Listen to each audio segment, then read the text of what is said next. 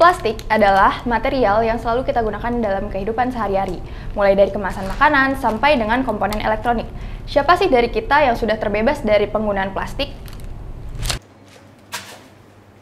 Setelah menjadi bagian dalam kehidupan manusia selama puluhan tahun, material unik ini menjadi salah satu ancaman terbesar bagi planet kita. Plastik tak hanya berdampak bagi lingkungan, tetapi juga bagi tubuh manusia. Dilansir dari CNN Indonesia, Kementerian Lingkungan Hidup dan Kehutanan menyatakan bahwa terdapat 175.000 ton per hari atau 64 juta ton per tahun sampah plastik di Indonesia. Berdasarkan studi yang dilakukan oleh Jana Jambek pada tahun 2015 dengan judul Plastic Waste Input from Land into the Ocean, dari total sampah plastik yang ada di Indonesia, sebanyak 3,22 juta ton merupakan sampah plastik tidak terkelola yang dibuang ke laut. Hal ini menjadikan Indonesia sebagai negara kedua tertinggi dengan tingkat pembuangan sampah plastik tidak terkelola ke laut. Sementara itu, menurut studi yang dilakukan oleh Universitas Indonesia di tahun 2010, dari total sampah plastik yang ada di Indonesia, sebanyak 67% merupakan sampah kantong plastik. Lalu, bagaimana pemerintah Indonesia mengatasi permasalahan sampah plastik ini? Pemerintah sebenarnya sudah merencanakan pengenaan cukai terhadap produk plastik yang tujuannya adalah untuk menjaga lingkungan dari sampah plastik.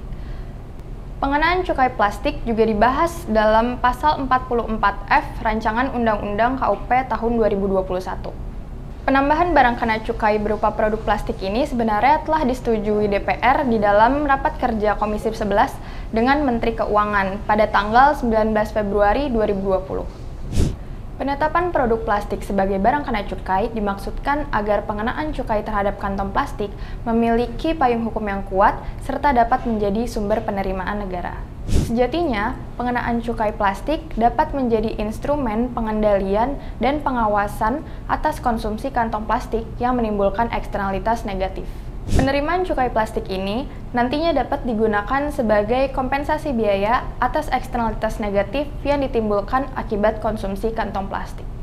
Kantong plastik sendiri pada dasarnya telah memenuhi sifat dan karakter barang kena cukai menurut Pasal 2 Ayat 1 Undang-Undang Nomor 39 Tahun 2007 tentang cukai.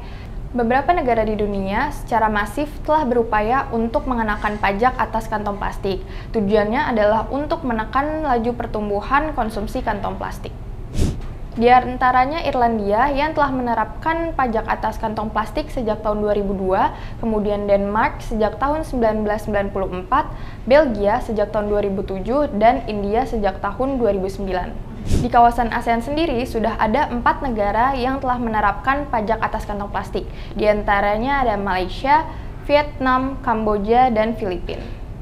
Menurut Hashim Ashari, dalam jurnalnya yang berjudul Cukai Atas Kantong Plastik, Analisis Input-Output di Indonesia, penerapan pajak atas kantong plastik dinilai memiliki dampak yang cukup signifikan bagi perilaku konsumtif masyarakat terhadap kantong plastik. Di Irlandia, pajak atas kantong plastik yang dikenal dengan Levy on Plastic Bag telah diberlakukan sejak tahun 2002. Pada tahun 2002 sampai dengan tahun 2008, penerimaan pajak kantong plastik mengalami peningkatan. Kemudian, di tahun 2009 sampai dengan data terakhir tahun 2015, penerapan pajak kantong plastik mengalami penurunan. Penurunan ini disebabkan karena perilaku konsumtif masyarakat terhadap penggunaan kantong plastik menurun akibat adanya pemungutan pajak. Kemudian, berapa besar tarif yang dikenakan atas cukai plastik ini? Dilansir dari tirto.id, Menteri Keuangan Sri Mulyani mengusulkan tarif yang dikenakan atas cukai plastik yaitu sebesar Rp30.000 per kilogram atau tarif Rp200 per lembarnya. Bagaimana dengan mekanisme pemungutan cukai kantong plastik? Menurut Kepala Subdirektorat Potensi Cukai dan Kepatuhan Pengusaha Barang Kena Cukai, Direktorat Jenderal Bea dan Cukai, mekanisme pemungutan cukai kantong plastik nantinya akan dilakukan terhadap produsen kantong plastik. Artinya, pembayaran atas cukai secara tidak langsung akan dibebankan kepada konsumen. Nah, konsumen yang dimaksudkan ini adalah perusahaan retail yang membeli produk kantong plastik kepada produsen. Namun, sayangnya rencana pemungutan cukai kantong plastik ini menimbulkan pro kontra dari berbagai pihak.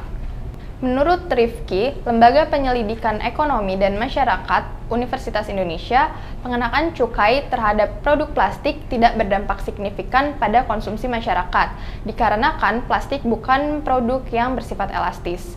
Masyarakat tetap akan membeli apabila harga dinaikkan sedikit. Kemudian, menurut Sekretaris Jenderal Asosiasi Inaplas, rencana pemerintah mengenakan cukai terhadap kantong plastik dinilai kurang tepat. Hal ini karena permasalahan utamanya adalah mengenai pengelolaannya atau daur ulang sampah plastik yang masih rendah, sehingga pengenaan cukai terhadap kantong plastik dinilai tidak akan efektif mengurangi permasalahan sampah plastik di Indonesia. Sementara, Kementerian Lingkungan Hidup dan Kehutanan menilai bahwa pengenaan cukai plastik merupakan instrumen pengendalian sampah plastik yang tepat. Pendapatan cukai ini nantinya dapat digunakan dalam rangka pendanaan program pengelolaan lingkungan. Menurut anggota Badan Anggaran DPR RI, Hamka Baco, ekstensifikasi barang kena cukai berupa kantong plastik ini diharapkan mampu menyokong penerimaan cukai serta penerimaan negara. Sebab menurutnya, penerimaan cukai sulit melejit jika hanya mengandalkan penerimaan cukai atas barang kena cukai yang telah ditetapkan di Undang-Undang Cukai saat ini.